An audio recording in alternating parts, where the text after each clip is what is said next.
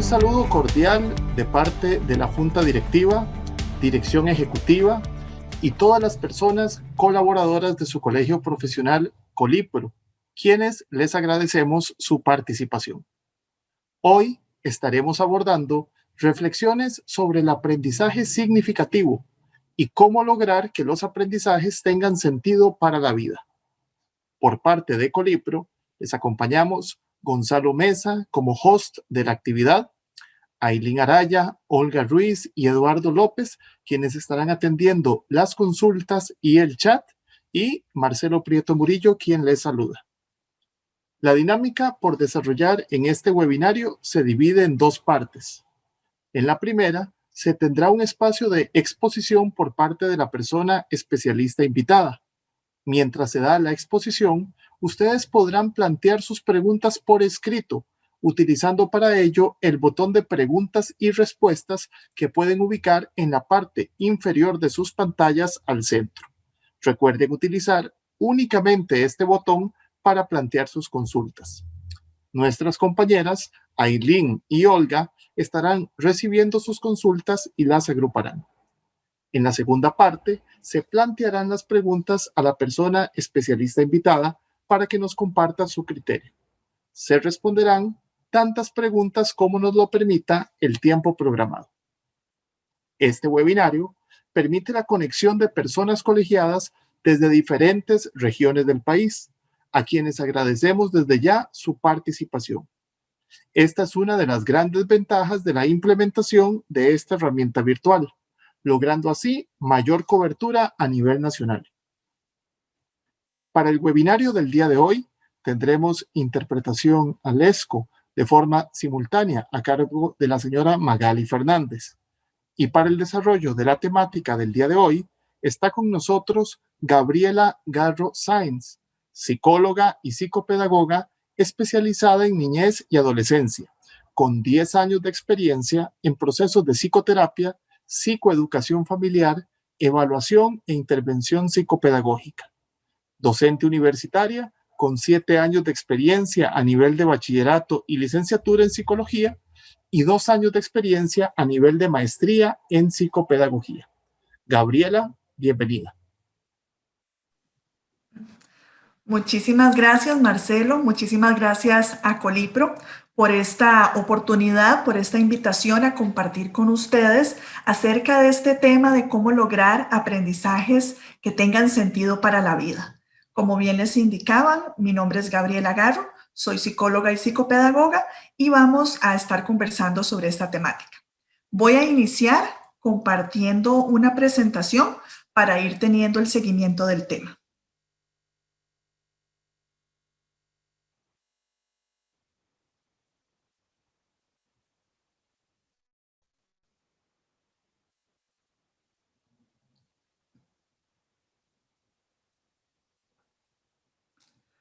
Muy bien.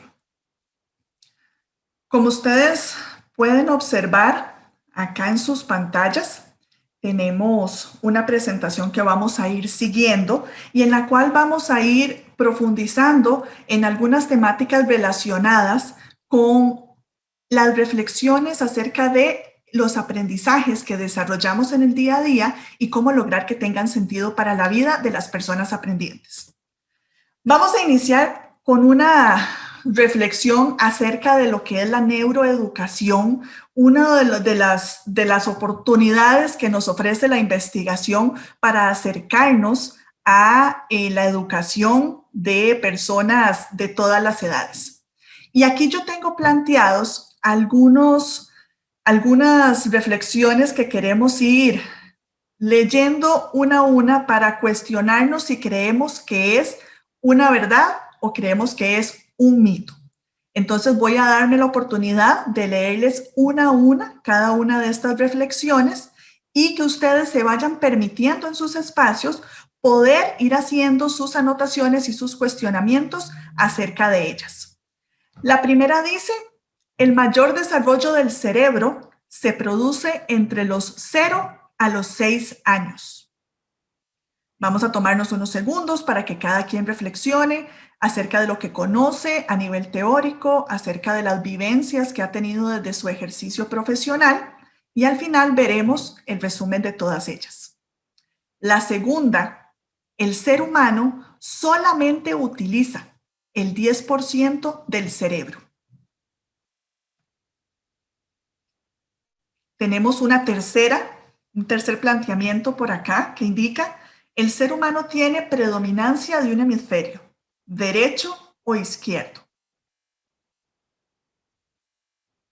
La número 4, existen estilos de aprendizaje que guían este proceso, el proceso de aprendizaje. Número 5, el cerebro es distinto dependiendo del género. Y una última reflexión planteada por acá que indica el aprendizaje es un proceso racional, lejano de las emociones. Todos estos planteamientos que he compartido acá con ustedes son extraídos de los comentarios que día a día se escuchan en centros educativos, en las intervenciones con familias, inclusive hasta en las formaciones universitarias. Y es parte de lo que posiblemente muchos y muchas de ustedes hayan también adquirido como información en sus procesos de aprendizaje profesional. Sin embargo, tengo que comentarles que todos ellos son mitos.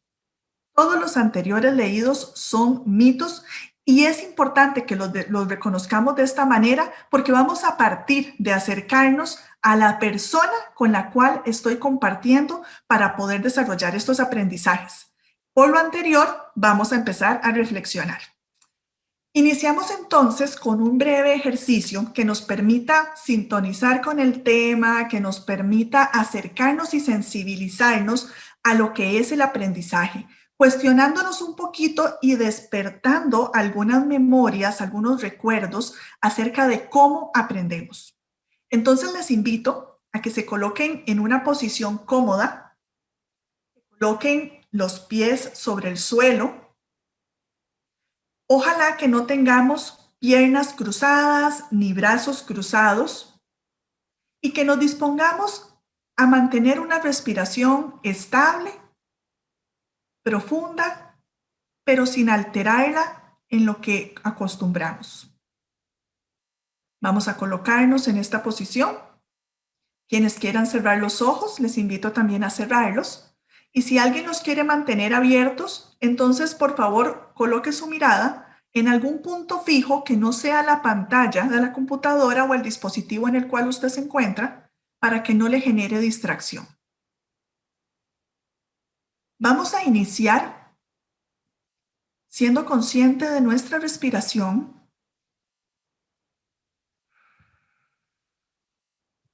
Permitiéndome sentir el cuerpo en donde estoy sentada, acostada, y permitiéndome también estar consciente de los sonidos que tengo alrededor, de la temperatura, del lugar a donde me encuentro. Y poco a poco voy a darme el espacio de empezar a visualizar frente a mí un libro. Lo veo colocado, está a mi alcance.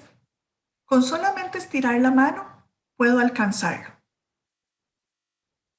La curiosidad me invade y me acerco a tomarlo entre mis manos.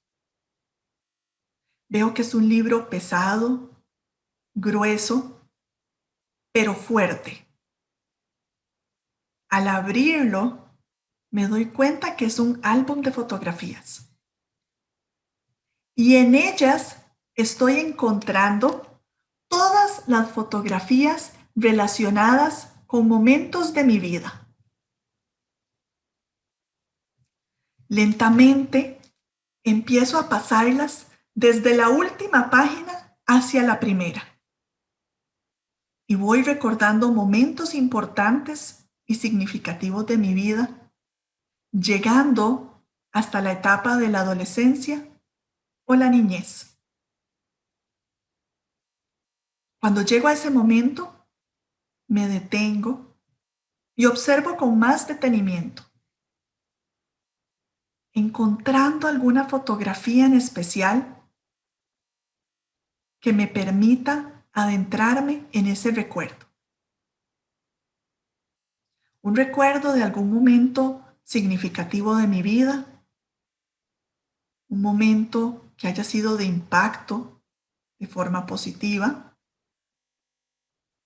un momento donde haya alcanzado, donde haya logrado algo que me proponía. Puede ser en casa, puede ser en el centro educativo o puede ser en cualquier otro espacio. Me detengo a observar esta fotografía y con ello a permitirme recordar momentos que no estén plasmados en esa imagen. Recordar palabras, recordar personas involucradas en ese momento de mi vida. Permitirme percibir sensaciones e inclusive hasta estados emocionales y pensamientos que pudieran haber estado presentes. Observo todos los detalles alrededor de este momento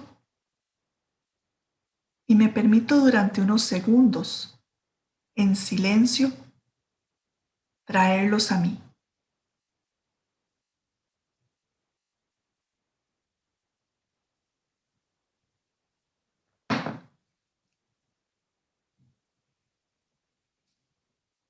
Una vez que me he dado este espacio, respiro profundamente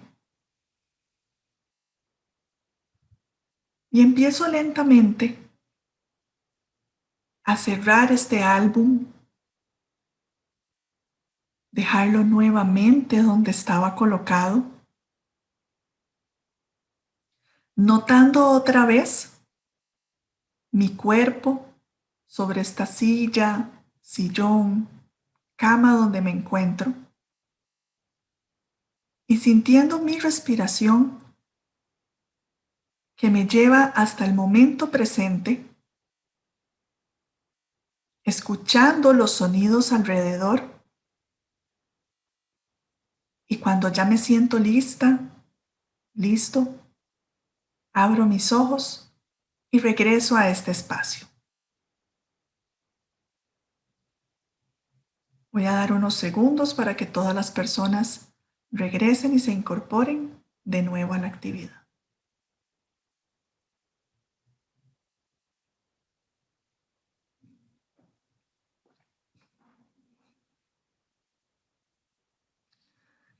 Muy bien, les agradezco el haber realizado el ejercicio y vamos a profundizar un poquito en por qué realizamos este tipo de ejercicios. Sabemos que nuestro aprendizaje no pasa únicamente por los aspectos cognitivos. Sabemos que el cuerpo entero, con todas sus funciones, están implicadas en el proceso de aprendizaje. Y sabemos también que los estados emocionales están relacionados. Les voy a invitar a que por favor nos comenten a través del chat, y Marcelo me va a colaborar con esta actividad, ¿qué fue lo más significativo de esta experiencia? Mientras yo les voy conversando un poquito acerca de lo que estamos mostrando acá en las imágenes. Tenemos una primera imagen donde hay unas manos entrelazadas que nos van a representar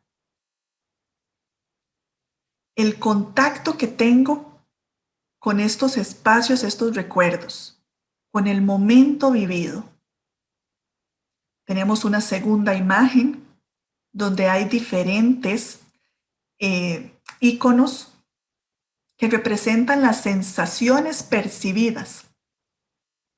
Y una tercera imagen donde hay personas saltando, mostrando diferentes estados emocionales a través de su cuerpo. Cada uno de estos elementos, personas significativas que tuvieron contacto con nosotros, las sensaciones y las emociones forman parte de lo que en este recuerdo que realizamos a través del ejercicio de visualización nos permitieron traer al presente lo vivido, lo experimentado y lo aprendido. Marcelo, te agradezco si me comentas si hay algún comentario, alguna participación. Sí, efectivamente, algo de lo que han mencionado, ¿verdad? Entre las cosas que han mencionado, pues a un maestro de sexto grado que les enseñó a dar más de lo que podían, visualizó el por qué le gustaba el inglés y por qué es docente de inglés. Un día en que la maestra le leía pantalones cortos, por ejemplo, en la escuela, el apoyo que le brindaban, momentos de la infancia, momentos significativos de la vida, ha sido un poquito de las respuestas que hemos estado obteniendo ahí en el chat. Muchísimas gracias. Y muchísimas gracias también a las personas que compartieron su experiencia. Justo se trata de esto. Se trata de llevarnos a un momento que nos mueva desde diferentes lugares, desde quién estaba ahí, qué sentí, qué pensé, cuál emoción estuvo presente. De eso se trata un aprendizaje integral, de poder conectar con lo que es importante para mí y por qué fue importante. ¿Ok? Vamos a continuar entonces. Tenemos diferentes formas en que hemos estudiado a lo largo de la historia que el ser humano aprende y diferentes estrategias también de mediación que se utilizan. Por un lado, en una primera imagen observamos esta forma lineal donde hay un punto de partida y un punto de llegada. Muy tradicional en el proceso de aprendizaje, donde hay una persona que conoce, entre comillas, y es quien transmite la información a las demás personas. Tenemos otra posibilidad donde viene la información desde diferentes fuentes, llegando también a diferentes personas con diferentes intereses. Pero si vemos cada uno de estos caminos que están trazados en la imagen, son independientes uno del otro. No se complementan, sino que llegan de un punto al otro. Podríamos decir entonces que esto es una representación de las diferentes personas participantes en un espacio educativo, comprendiendo una misma información de diferentes maneras. Donde además reciben, por fuera de lo que se comparte en el espacio educativo, información desde otros lugares. Dispositivos electrónicos, familias, amistades y cualquier otro espacio en el que compartan, lo cual puede complementar la información recibida o puede distorsionar la información recibida.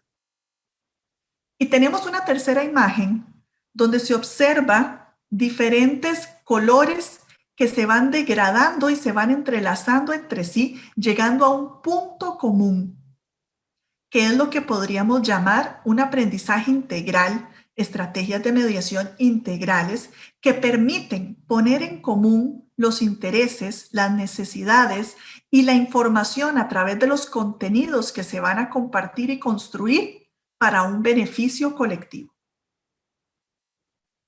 De esta manera, si ponemos un ejemplo que represente esto que acabamos de explicar, tendríamos un primer texto donde habla de lo que es una lección magistral, un punto de salida, un punto de llegada, y donde yo les podría contar a ustedes, por ejemplo, si habláramos acerca de las ranas, les podría contar que la rana es un anfibio que forma parte del grupo de los anuros, que son batracios que no tienen cola, que su lengua es larga y pegajosa para atrapar fácilmente a sus presas, sus patas traseras son más largas que las delanteras para impulsarse en los saltos. Y esto, si ustedes ven, es información real acerca de las ranas que posiblemente conocíamos o no conocíamos en su totalidad, pero que difícilmente después de un rato yo les vaya a consultar y ustedes recuerden con detalle lo compartido. Un segundo ejemplo que tenemos representado por la segunda imagen habla de esta misma explicación que les acabo de dar, pero sumándole todo lo que la persona aprendiente puede también conocer por otros medios acerca de las ranas. Juguetes, peluches, una rana de verdad, colorear ranas, fotos de ranas, búsqueda en internet, todos los demás intereses que surgen en la cotidianidad, que complementan este aprendizaje, pero que muchísimas veces lo saturan también y no permiten que sea filtrado para poder generar un sentido para la persona. Y tenemos este último ejemplo, que sería un aprendizaje integral, donde la persona que está dirigiendo o acompañando este proceso establece una serie de pasos, un camino a seguir, donde hay una anticipación del tema, una provocación de la curiosidad, un acercamiento al tema, aporte teórico, experiencia vivencial, articulación emocional y una tarea que viene a ser la cimentación del aprendizaje. Y este sexto punto de articulación emocional es a lo que yo le llamo como la goma del aprendizaje. Es lo que va a permitir que esta información que hemos adquirido, a la que nos hemos acercado, nos hemos enfrentado, tenga pegamento para adherirse en nuestro cerebro y empezar a tomar un sentido. No es lo único que va a estar presente, pero es parte fundamental de esto. Vamos a ver un ejemplo un poquito más claro con esto que estamos compartiendo. Tenemos acá entonces información acerca de las ranas, ¿verdad? Y aquí estamos hablando de este último ejemplo del aprendizaje desde una postura integral, donde podemos hacer una anticipación y podemos hacer una provocación del tema compartiendo información curiosa acerca de las ranas. Entonces podríamos decir, ¿sabías que la mayoría de las ranas cambian de piel una vez a la semana? O bien que las ranas pueden ver en varias direcciones a la vez. Podríamos compartir esta información, permitir una investigación, permitir una discusión, un debate y de esta manera ir anticipando y provocando el tema que queremos compartir.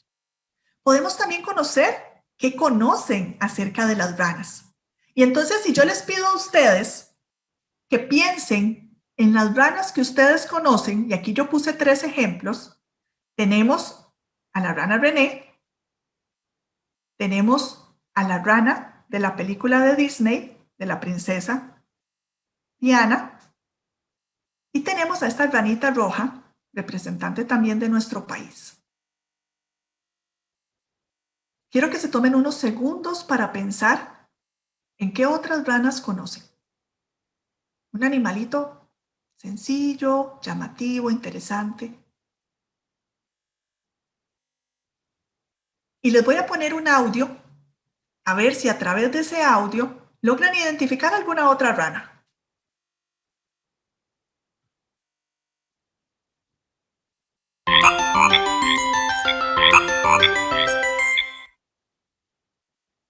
¿Les suena conocido? Posiblemente algunas personas logran identificarlo. Voy a ponerlo nuevamente para que lo escuchemos.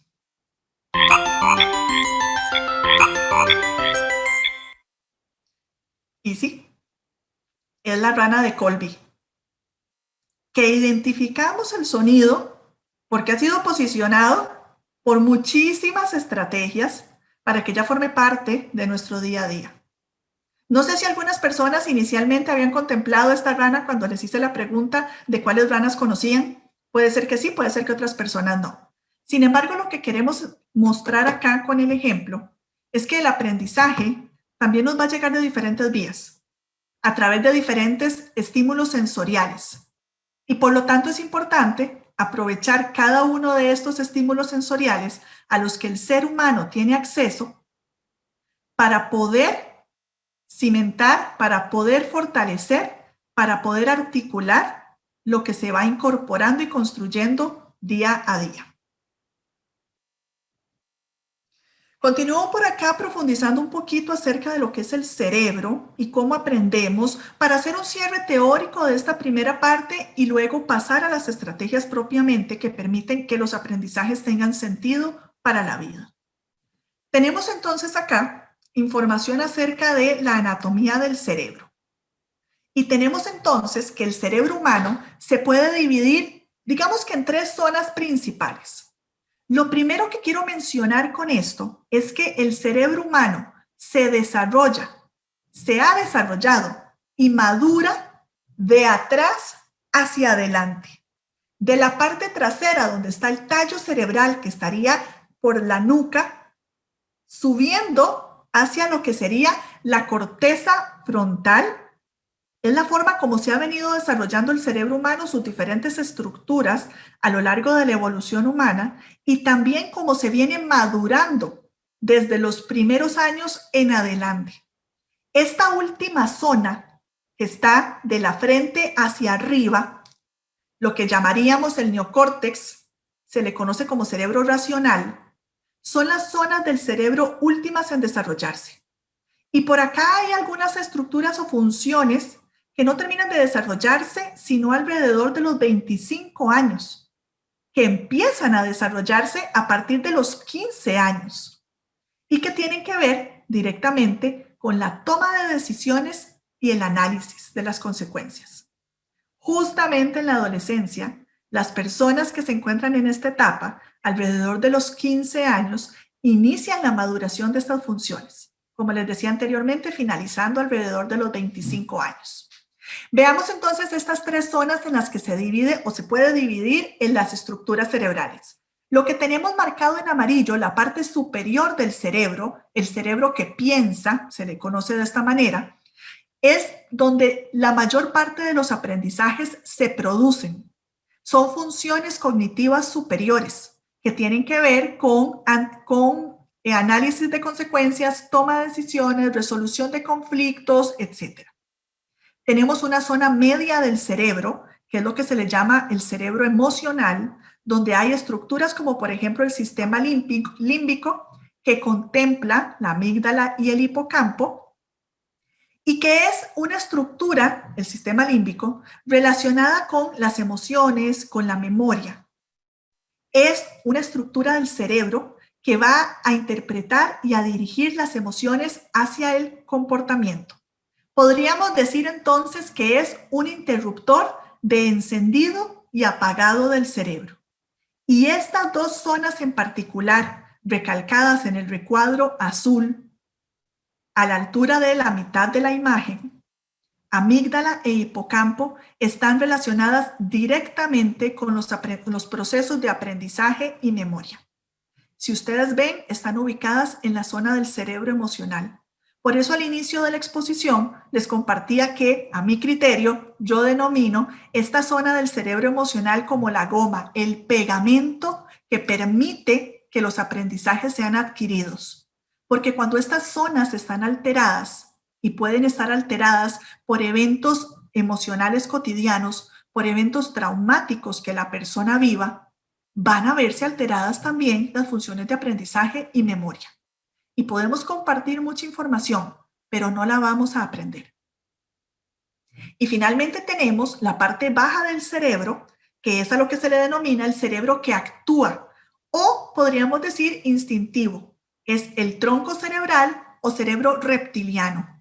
Y es esa zona que está a la altura de la nuca, donde hay estructuras cerebrales que compartimos con los reptiles. Es lo primero que se originó en el cerebro humano y es una zona donde se defiende de forma instintiva de lo que se percibe como una amenaza o una injusticia. No vemos, por ejemplo, un lagarto que comparte estructuras cerebrales de esta misma zona. No vemos un lagarto razonando si la persona que se le está acercando para hacerle un cariñito, para tomarse un selfie o porque le quiere provocar algún daño. Simplemente percibe una amenaza y actúa. Y entonces vemos también personas que sin razón aparente a nuestro juicio perciben una amenaza y actúan. Y muchas veces ni siquiera se están dando cuenta de que la amenaza la están percibiendo, sino que su cerebro de forma muy sensible lo reconoce y actúa. Y esto puede suceder por un tono de voz, por una mirada, por una vivencia, por una sensación. Es justamente en la zona del cerebro media y baja el cerebro emocional y el cerebro que actúa, donde se instalan los eventos traumáticos que acompañan a las personas a lo largo de su vida. Entendiendo el trauma como una situación que perturba la estabilidad emocional del ser humano y que no le permite enfrentarse a una situación con los recursos que en otros momentos hubiera utilizado para hacerlo. Me detengo en esta explicación porque partir de esto para comprender el aprendizaje humano es sumamente necesario, más en las circunstancias en las que nos encontramos, atendiendo una situación de pandemia que ha provocado una ruptura de la cotidianidad, de las estructuras, de la seguridad, de la salud física y de la salud mental, y que estamos a días de retomar de forma híbrida, presencial, virtual, en las diferentes modalidades, los procesos de aprendizaje con personas, inclusive nosotros como personas adultas, pero con personas a quienes vamos a acompañar que traen una mochila emocional, que traen vivencias, que traen experiencias acumuladas a lo largo de este año y que no sabemos entonces cómo vienen, pero sospechamos que pueden venir con alteraciones a nivel de su cerebro emocional y de su cerebro reptiliano. Y esto va a ser fundamental de considerar para provocar espacios de aprendizaje que tengan sentido.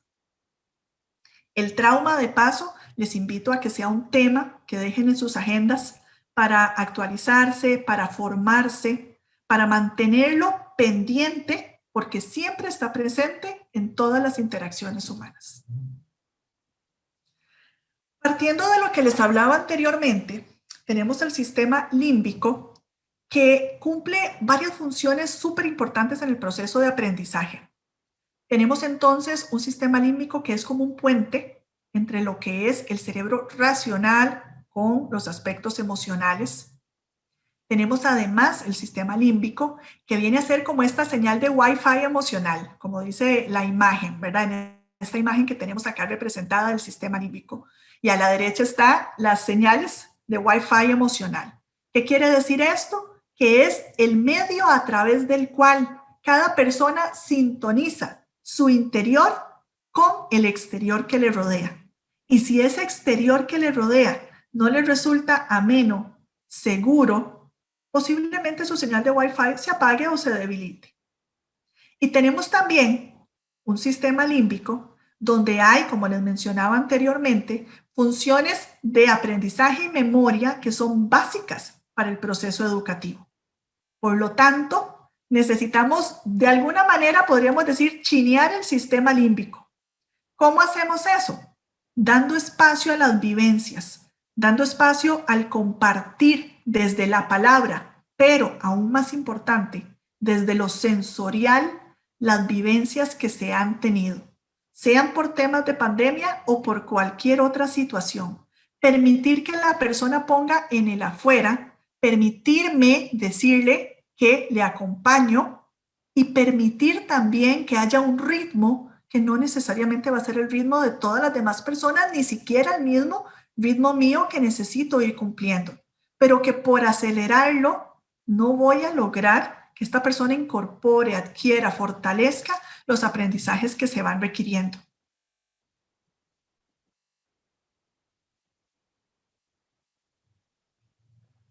Este proceso de atención pasa primero por un proceso de selección de la información, una selección que se hace a través de filtros, también establecidos como estructuras cerebrales, que en este caso está el filtro reticular como uno de ellos, que permiten, como vemos acá en esta imagen que les tengo por acá planteada,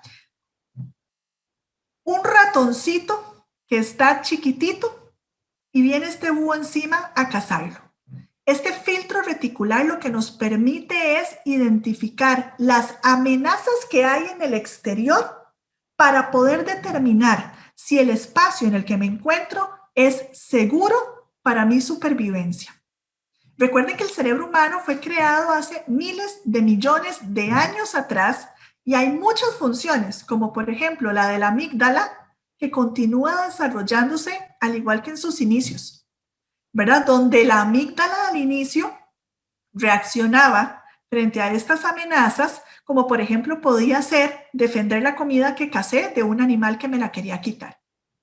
Y ahora ya no tenemos un animal que me quiere quitar la comida, al menos no en nuestra cotidianidad, pero podemos tener sensaciones que nos hagan sentir en amenaza y que entonces esta función de identificar si es seguro mi entorno me haga bloquear, ¿verdad? Cierre las entradas de información del cerebro y lo que yo esté percibiendo sea como haberle puesto un poquitito de aceite en spray, entonces no pegan los aprendizajes. No hay un estado emocional estable que permita que estos aprendizajes, esta información pegue, se adhiera y se alcance un proceso de aprendizaje en su integralidad o de forma completa.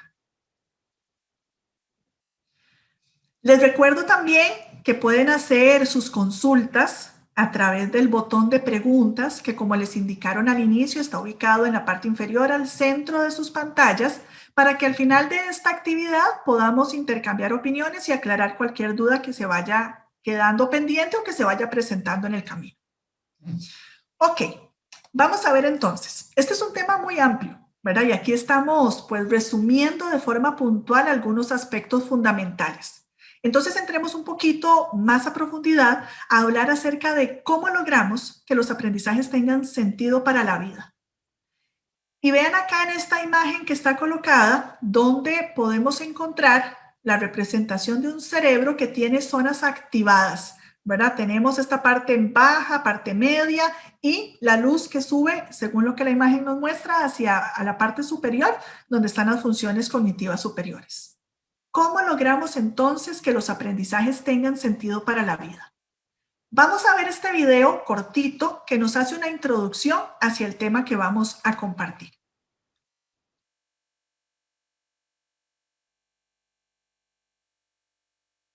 Mi abuelita siempre dice, con barriga llena, corazón contento. Con el colegio pasa igual. Si contamos con lo básico necesario, rectores bien pilos, inspiradores, verdaderos directores de orquesta.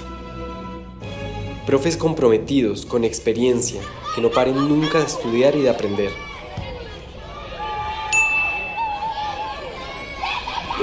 Niñas y niños sanos, bien alimentados, felices y en igualdad de condiciones.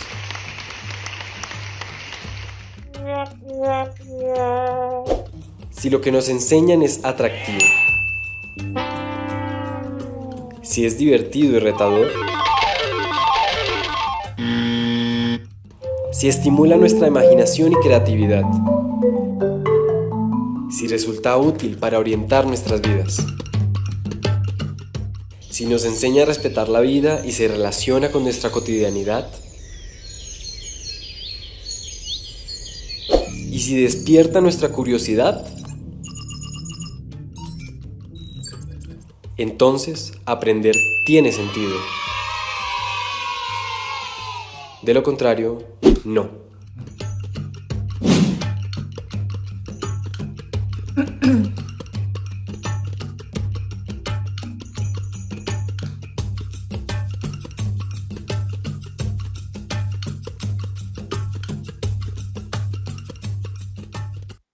Ok. Mi abuelita. Como ustedes pudieron observar en el video, que nos compartía algunas recomendaciones a tomar en cuenta cuando queremos hablar de aprendizajes con sentido. Les tengo por acá 6 que vamos a reflexionar. La primera tiene que ver con la etapa del desarrollo. Vamos a hablar un poquito de estados emocionales, aprendizajes multisensoriales, considerar la contextualización, la vivencia y la utilidad del aprendizaje. En el caso de la primera, de la etapa del desarrollo, lo básico es conocer los diferentes momentos por los cuales transita el ser humano. Etapas primordiales, ¿verdad? Entre los 3 y los 6 años, donde estamos con un pensamiento mágico. Entre los 6 y los 12 años tenemos pensamiento lógico. Y de los 12 años en adelante, cuando empiezan a desarrollarse estas últimas funciones cognitivas superiores del cerebro, entramos ya en un proceso de pensamiento analítico, Yo estoy totalmente clara que ustedes esto lo conocen, no solamente por la vivencia del día a día, sino por la formación profesional. Sin embargo, no está de más repasarlo, reflexionarlo, cómo en este momento podemos utilizar a beneficio del proceso de aprendizaje estas etapas del desarrollo para que sea muchísimo más exitoso. ¿Cómo puedo presentar la información a niños y niñas en etapas preescolares o en primera infancia? ¿Cómo puedo involucrar a personas en etapa escolar con su pensamiento lógico? ¿Y cómo puedo retar, invitar y construir a mayor profundidad a las personas adolescentes a partir de los 12 años con el pensamiento analítico? A esto se le suma también que estas etapas del desarrollo van a estar permeadas por las vivencias que hemos tenido durante esta última época, pero además por el ritmo personal que cada sujeto va teniendo en su propio proceso cotidiano y de aprendizaje a nivel educativo. Por lo tanto, se amplía el panorama cuando tenemos cada una de estas etapas y necesitamos hacer uso de estrategias en común partiendo de la individualidad. Un segundo momento que es súper importante y lo he mencionado en varias ocasiones a lo largo del webinario, es el estado emocional en el cual se encuentre la persona con la que me encuentro compartiendo el proceso de aprendizaje.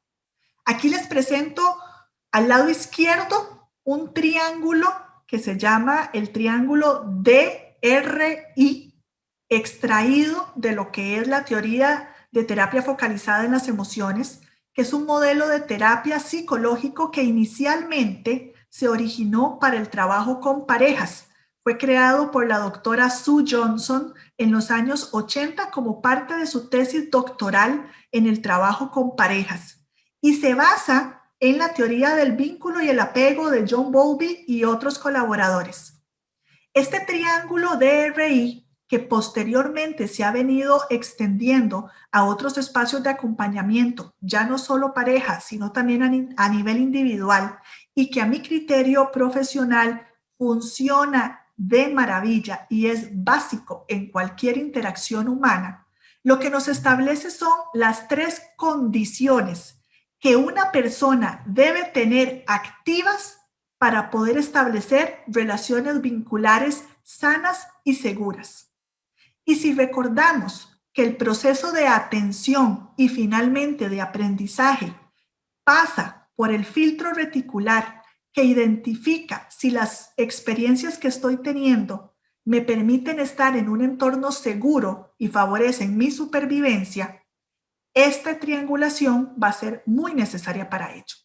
Dice entonces en la parte superior que necesitamos tener disponibilidad en la relación vincular que se establezca, necesitamos tener receptividad y necesitamos tener también involucramiento emocional.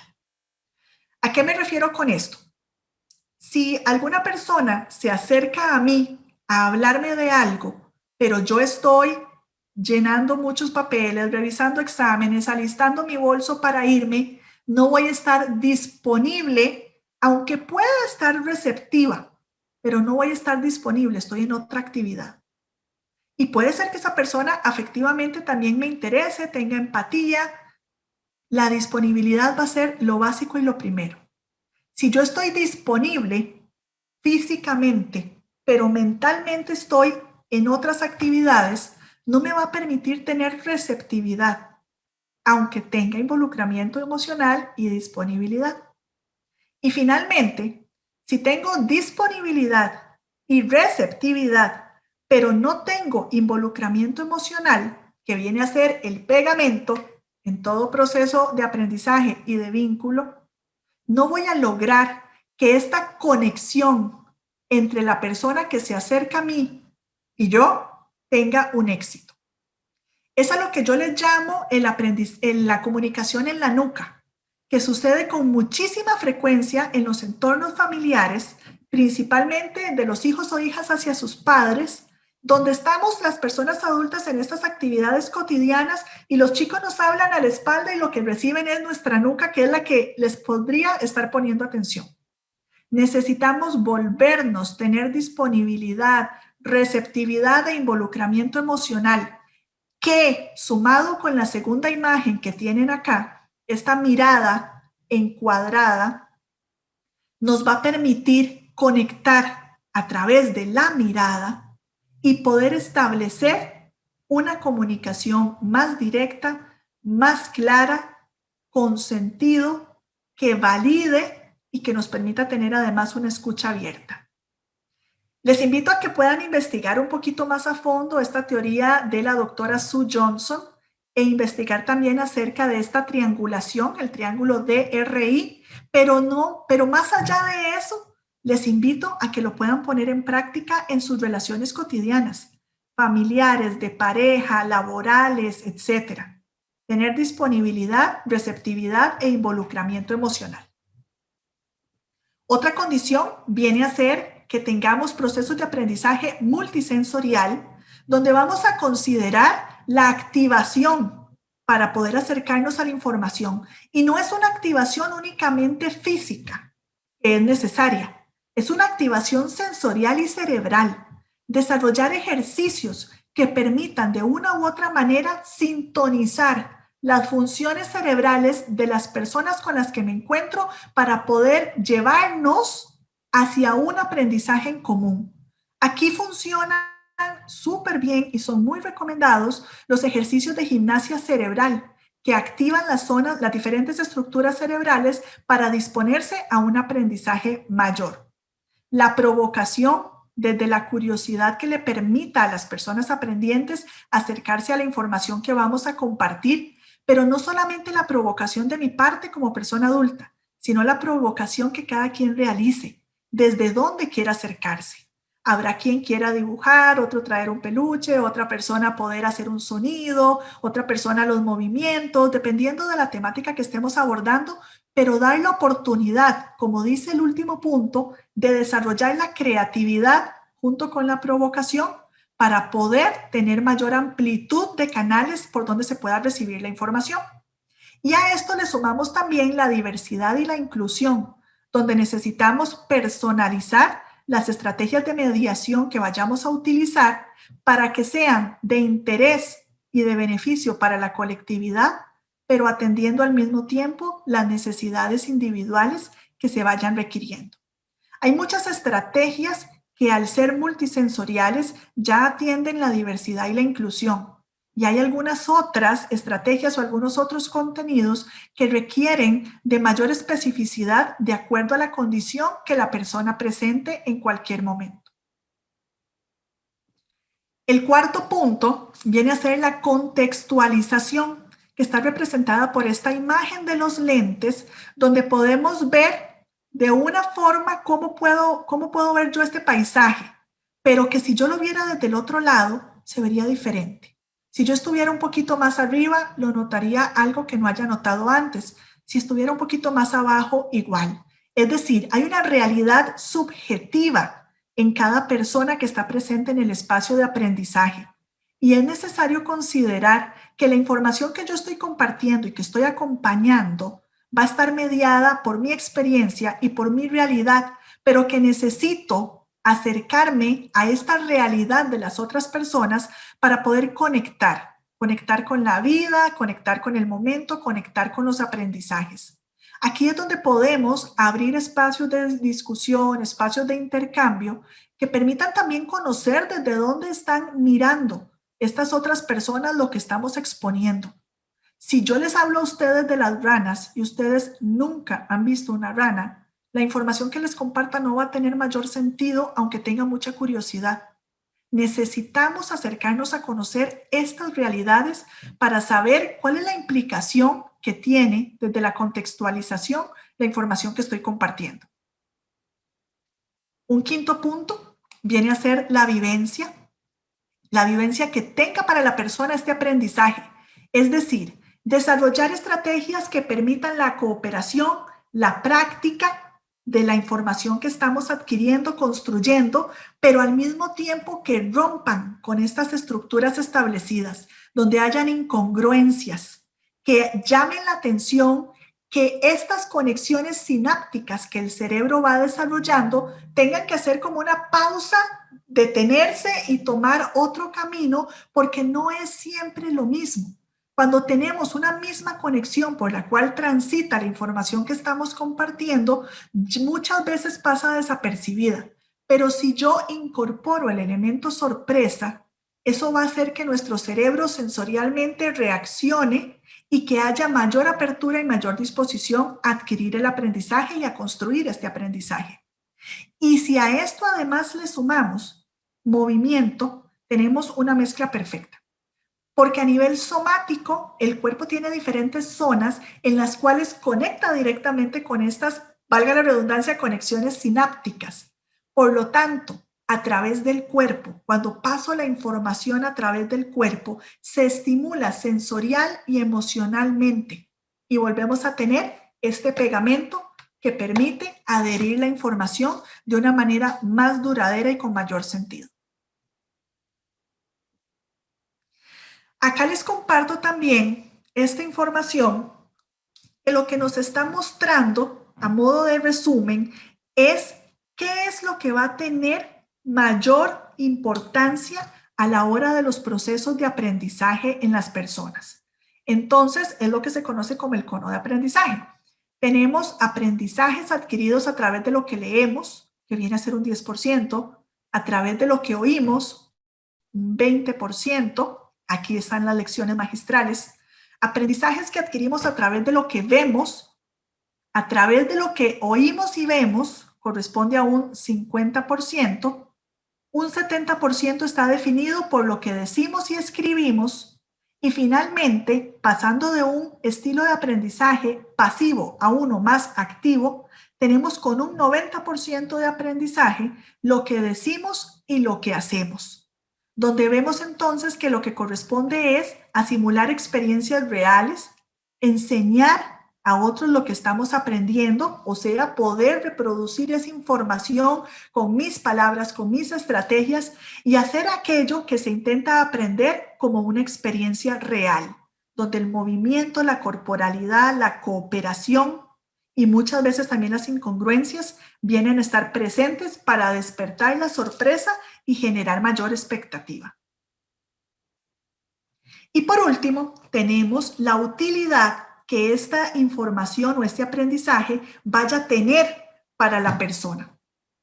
La utilidad tiene que ver con el contexto en que la persona se desenvuelve, tiene que ver con la información previa que la persona tiene que ver con la realidad en la cual nos encontramos y el poder llevar a un punto básico el por qué desde mi criterio, no desde lo que la otra persona me dice, pero sí con el acompañamiento docente, por qué desde mi criterio esto me es útil, cómo yo puedo aplicar esto a mi vida.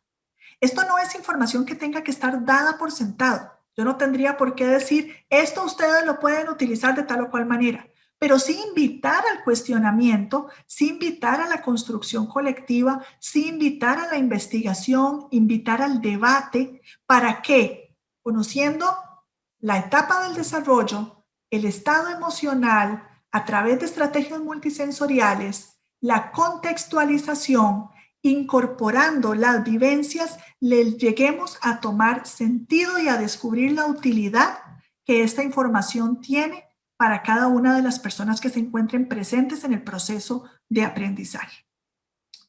Les presento a continuación una información que viene a resumir a modo de infografía lo compartido a lo largo de este webinario, siendo esta la información final que quería compartir con ustedes y que van a tener a disposición para consultar de manera detallada, donde podemos ver que están presentes todo lo que tiene que ver con las emociones, ¿verdad? Donde indica claramente que la amenaza afecta la memoria e inhibe el aprendizaje, las relaciones sociales, el espacio en el aula, los procesos de atención, el ejercicio como estrategia también de movimiento, la memoria y los tiempos de aprendizaje que son beneficiosos para favorecer los procesos de atención, de concentración y de motivación hacia el aprendizaje.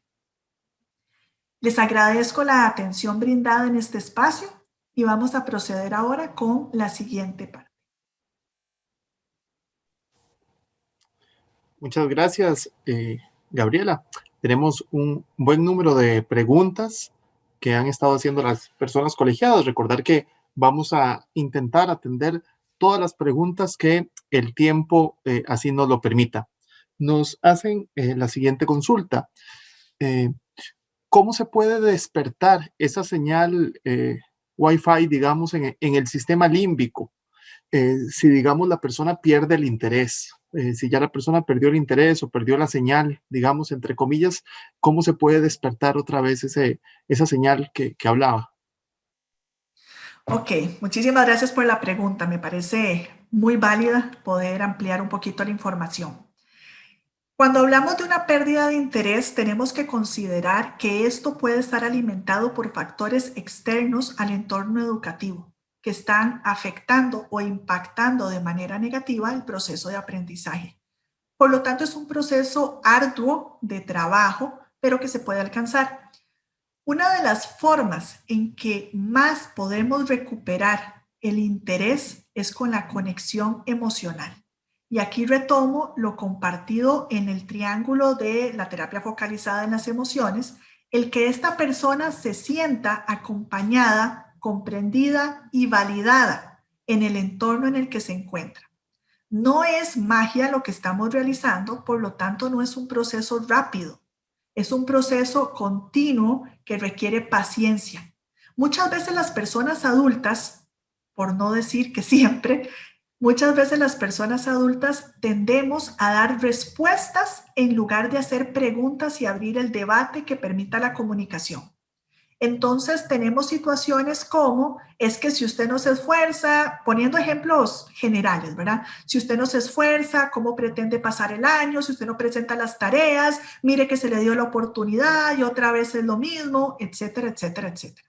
Tanto de lo que se puede presentar en el entorno educativo como desde lo que se puede presentar con comentarios en el hogar.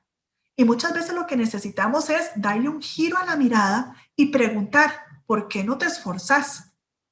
¿Por qué no se está logrando tal objetivo? ¿Qué papel o qué función o qué podría hacer yo para ser de apoyo en la situación que estás atravesando? No dar por sentado que tenemos las respuestas a lo que la otra persona está necesitando, sino detenernos a escuchar, a sintonizar con las necesidades de esa persona, porque ahí es donde hay disponibilidad, receptividad e involucramiento emocional, que es el triángulo clave para que haya un vínculo. El vínculo activa la carga del Wi-Fi emocional. Muchas gracias. La siguiente pregunta es, dentro de las estrategias que como personas docentes podemos implementar, ¿cómo podemos saber si la manera en que estamos enseñando dificulta el aprendizaje de algunos o de algunas estudiantes? Es decir, ¿qué estrategias podemos utilizar para también ver cómo podemos nosotros mejorar la forma en que enseñamos? Ok, a ver si comprendí bien la pregunta. Diría que una de las principales estrategias es conocer la población con la que estoy. Acercarme primero a su condición de personas para conocer con quiénes me estoy acompañando y por ende darle un sentido a la contextualización y a la utilidad que esta información o estos aprendizajes vayan a tener. Con muchísima más razón en esta época en la que estamos. No podemos regresar a las aulas incorporando los contenidos de una vez. Necesitamos regresar a las aulas incorporando a las personas en sus vivencias. Eso va a permitir que haya como poder provocar un espacio seguro. Donde provocamos un espacio seguro podemos disponernos mejor al aprendizaje. Y parte de la pregunta, me parece también desde la comprensión que tuve, le diría, pregunte a su grupo, pregunte a sus estudiantes cómo dirían esto. En otras palabras, permita que si alguien de la misma aula no entiende, sea algún chico o chica que pueda también explicar. Muchas veces nosotros tenemos tan clara la información y la hacemos tan en automático que la explicación que damos es muy rutinaria, aunque nos dispongamos con todo nuestro esfuerzo a hacerlo, y ellos en su propio lenguaje, con su propio vocabulario, con sus propios vínculos, permiten que se alcance una comprensión mayor. Entonces yo le invitaría a que pregunte también de qué otra manera podemos hacerlo. Soy la docente, soy el docente que ustedes necesitan, que quieren, que cambiarían para que podamos tener una construcción en conjunto. Tenemos que perder un poquito el miedo a que al hacer preguntas e involucrar de una forma crítica a las personas aprendientes, estamos perdiendo la autoridad en nuestro rol docente. Más bien es todo lo contrario. Nos invita a resignificar nuestro rol docente, dejando de lado que somos los conocedores de la información y más bien colocándonos en una posición de acompañantes de la construcción del aprendizaje. Gracias. Nos hacen la siguiente consulta en eso de la, ¿verdad? De la parte emocional. ¿Cómo se pueden plantear actividades o cómo saber cuáles actividades plantear en un grupo en el que puede ser que todos los estudiantes o muchos de los estudiantes tengan diferentes estados emocionales? Bueno, esa es la realidad, ¿verdad? Difícilmente vamos a encontrar un grupo en el que todas las personas tengan estados emocionales sintonizados, pues porque las vivencias de todas las personas son diferentes, las rutinas, sus contextos familiares, sus realidades, etcétera. No se trata de que todos vayan por el mismo camino. Se trata de que hayan caminos que los lleven a todos y todas a un mismo punto, un objetivo en común, a diferentes ritmos. Habrá quien, y lo pongo de un ejemplo muy sencillo y muy cotidiano, habrá quien se le ponen unos ejercicios de trabajo y los hace en 20 minutos y no entendió nada. Habrá quien los hace en 20 minutos y entendió todo, y habrá quien le toma 40 minutos. Lo importante es que mi función de acompañamiento permita estar atenta para poder identificar gestualmente, corporalmente y a través de las palabras también las dificultades y las necesidades que se van presentando. Recordemos que la comunicación humana es 80% gestual y 20% verbal, pero damos prioridad a lo verbal y dejamos de lado toda la otra información que nos comparte la postura, la mirada, los movimientos. Entonces, el reto no es sintonizar a las personas en un mismo estado emocional. El reto es provocar para que desde los diferentes estados emocionales se sintonicen con lo que yo he preparado para acompañarnos en esta construcción del aprendizaje. Gracias. Nos preguntan también si, en aclaración conceptual, digamos, un poco de lo que vimos, si la forma de aprendizaje magistral, sobre estimulación e integral, se entienden como formas de aprendizaje independientes o si son más bien como procesos que se complementan o que están ligados entre sí. Dentro de lo que es un proceso de aprendizaje integral, puede haber magistralidad y puede haber sobreestimulación. No son necesariamente independientes. Sin embargo, el integral, claramente por su nombre, va a incorporar a los anteriores. No está mal el realizar una lección de forma magistral. Hay contenidos que lo requieren, hay grupos que lo necesitan, pero que no sea la única forma que se utiliza para desarrollar estrategias de mediación pedagógica. Porque ahí no solamente estoy alcanzando a un número reducido de personas desde sus posibilidades, sino que nuevamente me estoy colocando en un rol de transmisor de información y eso no construye al aprendizaje. Ahí la persona que no logra enganchar porque no le motiva, no le genera curiosidad, no le encuentra sentido a la información, su cerebro automáticamente va a cerrar las entradas de información y puede estar presente y en silencio que no está captando ni construyendo. Entonces, yo no diría que son excluyentes, diría que deben utilizarse de forma estratégica de acuerdo a las necesidades y de los contenidos que se estén desarrollando. Gracias. Nos consultan, ¿verdad? Porque dentro de la población colegiada tenemos personas que trabajan como docentes con diversas edades. ¿De qué manera pueden estas estrategias de mediación, digamos, aplicarse para poblaciones adultas, cuando uno trabaja en educación para adultos, personas adultas, tomando en cuenta que ya pasó su etapa de desarrollo de los diferentes tipos de pensamiento. Me encanta la pregunta por lo siguiente. Muchas veces cuando estamos trabajando en procesos de educación con personas adultas, se utilizan estrategias de educación de las mismas que se utilizan con poblaciones menores de edad, donde claramente, como bien lo dice la persona que consulta, ya pasaron por etapas del desarrollo, ¿verdad? Ya están en otro momento de la vida. No podemos empezar a enseñar, entre comillas, como se puede hacer en otros espacios. Necesitamos aprovechar la experiencia, la vivencia que estas personas adultas tienen para que puedan construir a partir de ahí. La realidad que yo le voy a presentar a un niño o a una niña de 9, 10, 11 años, donde tiene todo un mundo por delante por conocer y mucha información por construir, a diferencia de una persona de 30, 40, 50 o más años, tiene que ser diferente. Necesitamos formarnos en lo que son estrategias de acompañamiento educativo para personas adultas, que ya no es pedagógico porque la pedagogía viene a ser para etapas anteriores. Necesitamos abrir espacios de construcción en conjunto desde la criticidad, desde el análisis y desde traer la realidad en la que la persona adulta se encuentra al contexto educativo para unirlo con los contenidos que estamos compartiendo o desarrollando. Gracias. Nos consultan, la leo textual.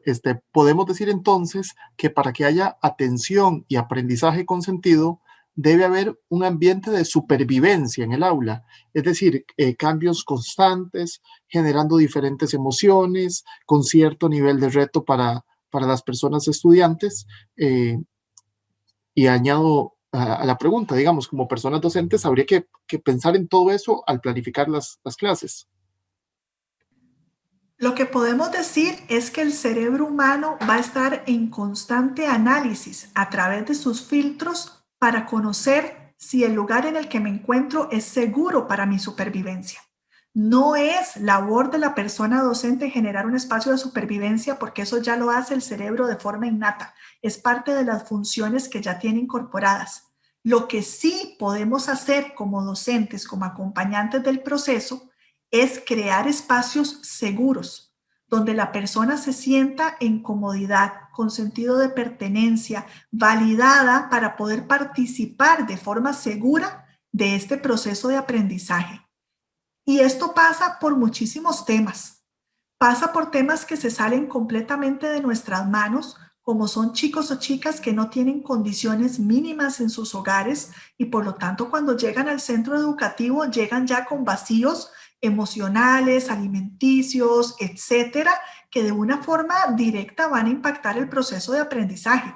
Y esos no necesariamente los podemos solventar, pero sí podemos crear en ese espacio que compartimos en común un espacio seguro para que a pesar de esas circunstancias que se nos salen de la mano, aquí puedan disponerse a un proceso de aprendizaje satisfactorio, significativo y con sentido, estableciendo relaciones de respeto, relaciones de igualdad, considerando la diversidad y claramente siendo persona antes que docente, porque mi función docente no va a generar mucho impacto si no me dispongo a sintonizar y a conectar como persona, como ser humano. Gracias. Tenemos un par de preguntas un poco más, quizás específicas en cuanto a alguna situación más particular de alguna materia. Las voy a plantear. Dicen, con tanto cambio tecnológico, ¿verdad? Pues lo visual se vuelve muy, muy importante para las personas aprendientes. ¿Cómo lograr que las personas adolescentes, por ejemplo, se interesen en la lectura?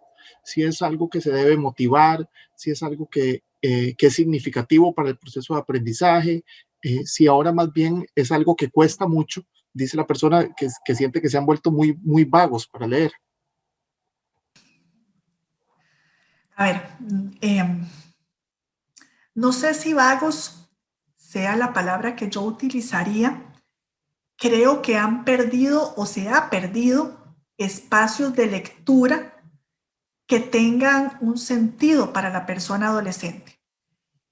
Y acá voy a partir de devolverme un poquito a un concepto teórico que no incorporé en la presentación, pues porque ya era muy particular, pero creo que aplica para la consulta que nos hacen. Cuando estamos en la etapa de transición hacia la adolescencia, yo se lo explico de esta manera a los padres y madres en la consulta. Supongamos que usted va por esta carretera y usted sabe que su hijo o su hija va con usted durante la etapa de la infancia. Usted le va compartiendo, va cuidando, va acompañando en las mejores de las condiciones. Llega un momento en la transición hacia la adolescencia donde todos los aprendizajes y las conexiones sinápticas que se habían realizado pasan por algo que se llama podado neuronal. O sea, es como que llegue un jardinero y empiece a cortar estas conexiones sinápticas que ya se habían creado y entonces quedan vacíos y nos encontramos entonces en una carretera con huecos que yo como persona adulta esquivo o me brinco, pero que la persona adolescente cae. Y en esos vacíos muchas veces perdemos este contacto, perdemos la comunicación y van quedando rezagados. Y entonces buscan un camino alterno, que algunas veces va paralelo al nuestro como adultos, pero que otras veces se desvía y se hace más distante. Ahí, esos vacíos, es a lo que me refiero en este tema en particular de la lectura, donde digo que se han perdido muchos espacios, porque esperamos en algunas ocasiones que continúen comportándose como lo hacían en etapas anteriores o que continúen mostrando interés como esperaríamos que lo hicieran, pero no estamos comprendiendo lo que implica la adolescencia. No estamos acercándonos a los momentos en los que se encuentran, a sus necesidades, a sus cambios. No estamos considerando la transición por la que se encuentran. Simplemente estamos en muchas ocasiones acompañándoles con contenidos mayores que no van a sintonizar con la realidad en la que están. No hay una contextualización, no hay una utilidad y no desde el rol docente. No lo hablo desde el rol docente, lo hablo a nivel general como sistema educativo. No hay una contextualización que permita que haya interés y construcción en conjunto. La persona adolescente pasa por un proceso de retar la autoridad y retarse a sí mismo, pero llega a un sistema educativo que le encasilla en muchas ocasiones a tener que continuar en un mismo carrito que ya no le satisface. Y pues claro que en esas condiciones yo no voy a querer leer, no voy a querer hacer otro montón de actividades que me proponen. Yo le planteo a los padres de familia también la importancia de reflexionar, de recordar a algún docente en algún momento de su vida colegial, dos docentes en algún momento de su vida colegial. Uno con quien se llevaran súper bien y otro con quien tuvieran conflictos y esas personas que no queríamos ver ni cerca.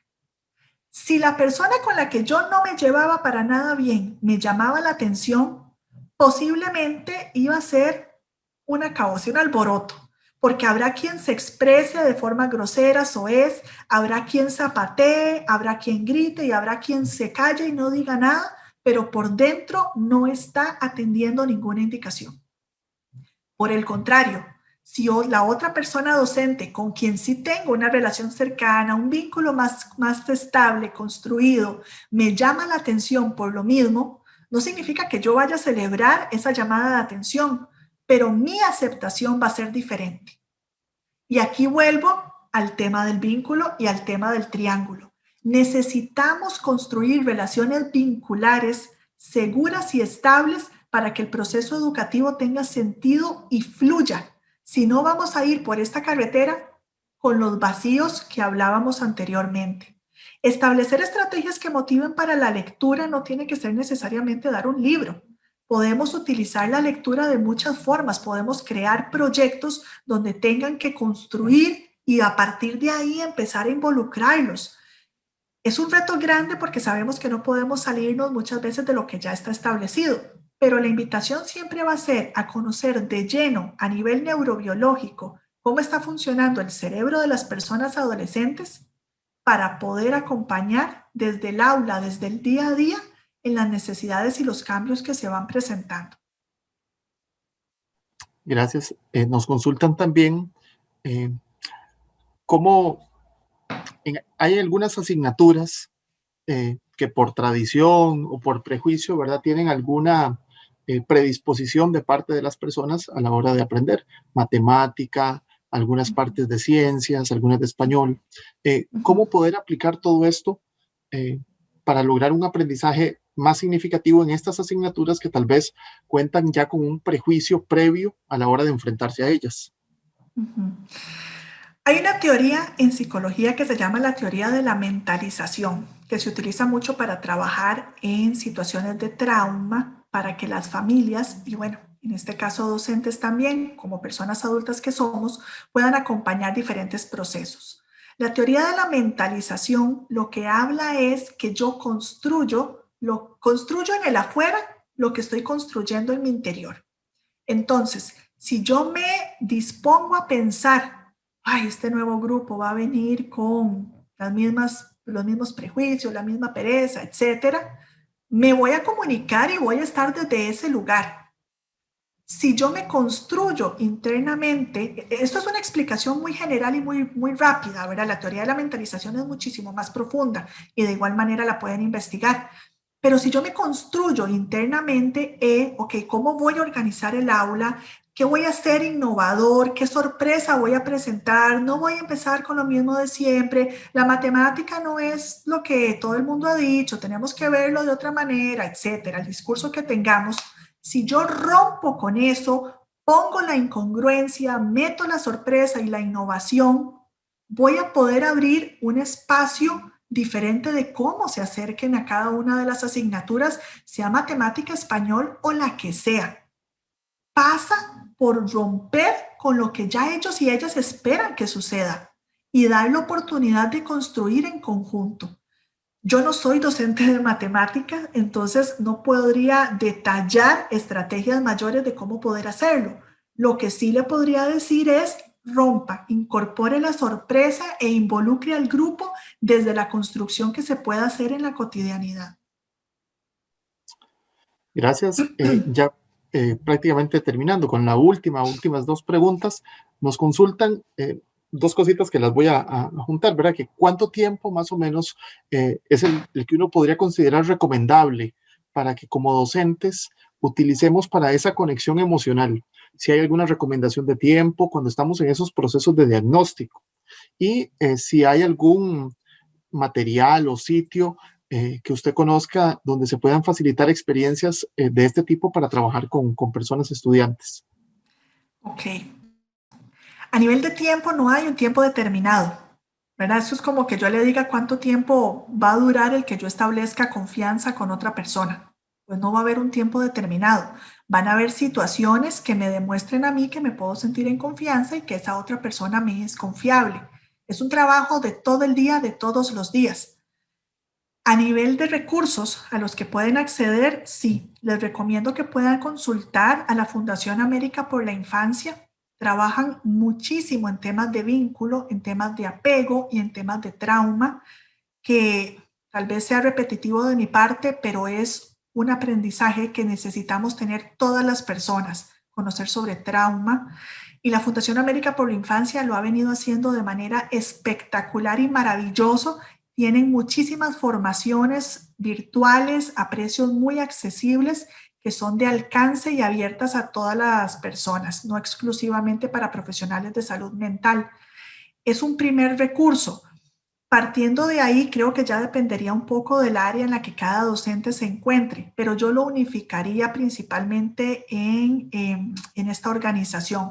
Ellos son una organización chilena que tienen presencia en todo el mundo y tienen colaboradores de alto renombre de diferentes partes del mundo también, que son quienes van compartiendo los procesos educativos en los diferentes temas que desarrollan.